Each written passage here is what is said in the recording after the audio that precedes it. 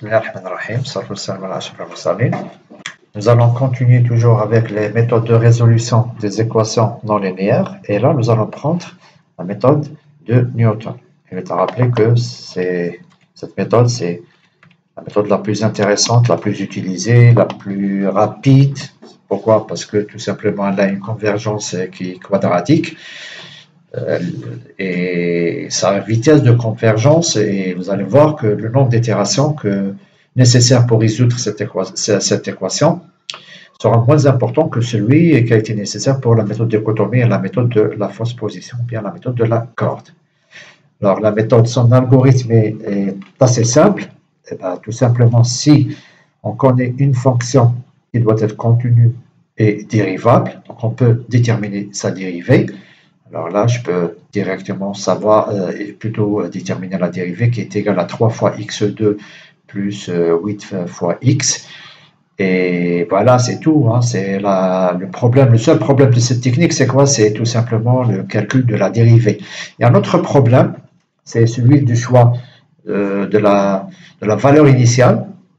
Mais bon, là, peut-être qu'on va lui consacrer toute une vidéo. Mais bon, là, on va prendre un cas où la convergence est comment dirais-je, est réalisée avec une valeur ou avec une condition initiale.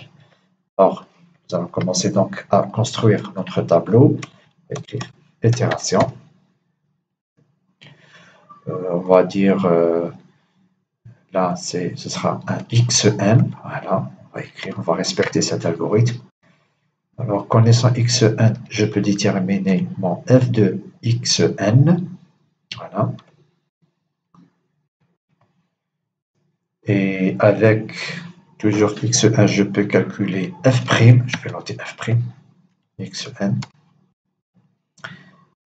Et là, je vais écrire xn plus 1. xn plus 1. Et là, je peux déterminer, c'est l'erreur, hein, si vous voulez, l'erreur. Une erreur, c'est... Bon, on ne l'a pas fait avec les autres méthodes, mais on peut le faire. Alors, nous n'en avons pas vraiment besoin de calculer l'erreur parce que notre objectif, c'est quoi? C'est de chercher x tel que f de x soit égal à 0. Donc, on a juste à vérifier ou bien contrôler cette colonne pour savoir si notre méthode ou bien si notre technique est en train de converger ou bien de diverger. Voilà, mais bon, on va prendre l'erreur qui sera égale à la valeur absolue de valeurs consécutives. Alors là, on va prendre x0, on va prendre 1, voilà, parce que déjà on a déjà cerné la solution dans un intervalle entre 1 et 2. Voilà, je vais faire comme ça. Pour f de x sera égal à 100 puissance 3 plus 4 fois 100 au carré moins 10. Voilà. Par contre, f' sera égal à quoi? Elle sera égale à 100, plutôt 3 fois cette valeur au carré plus combien? Plus 8 fois toujours x. Et voilà. Alors là, elle sera égale à quoi? Elle sera égale à 1, x0, moins, j'ouvre une parenthèse, f de x sur f' de x. Voilà. Voilà, c'est tout ce qu'il y a à faire. Voilà, c'est aussi simple que ça. Alors là, pour l'erreur, je vais prendre la valeur absolue. Avec la valeur absolue, c'est ABS. ABS de 100 moins 100 moins 100. Voilà. Très bien. Et voilà, j'ai terminé. Voilà. Maintenant, tout ce que j'aurai à faire, c'est de dire que x, voilà, ça égale ça. Et par la suite, je fais juste comme ça. Et comme ça. Et voilà. Attendez.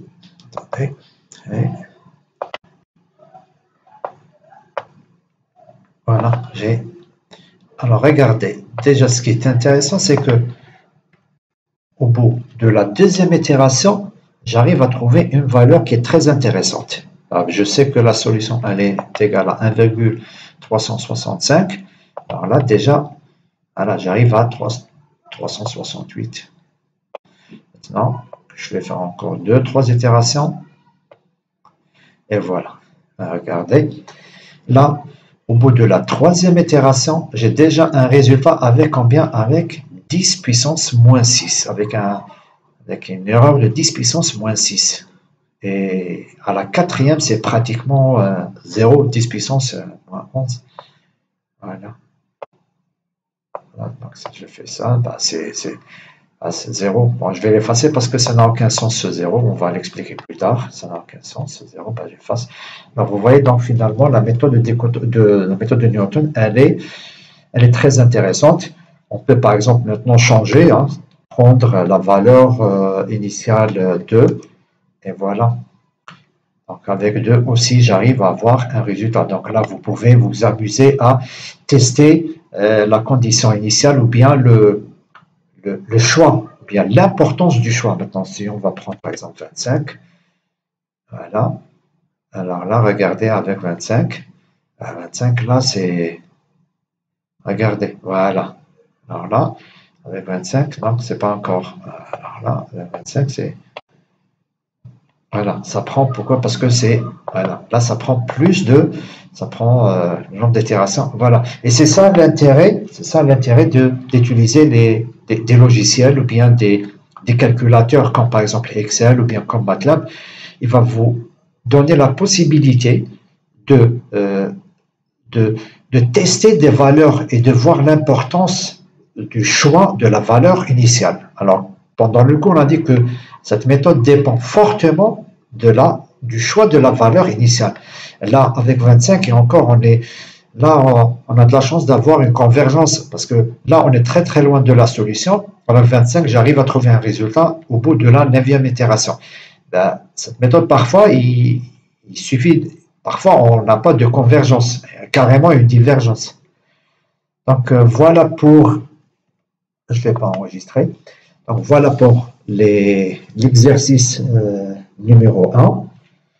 On va plus tard discuter bien, je vais vous préparer une vidéo sur l'exercice numéro 2, ensuite sur l'exercice qui traite de la résolution d'une équation d'état de la forme de Lidicek-Walk. Voilà, je vous remercie encore une fois pour votre attention et encore une fois, si vous avez des questions, n'hésitez pas à me les poser. À la prochaine. Au revoir.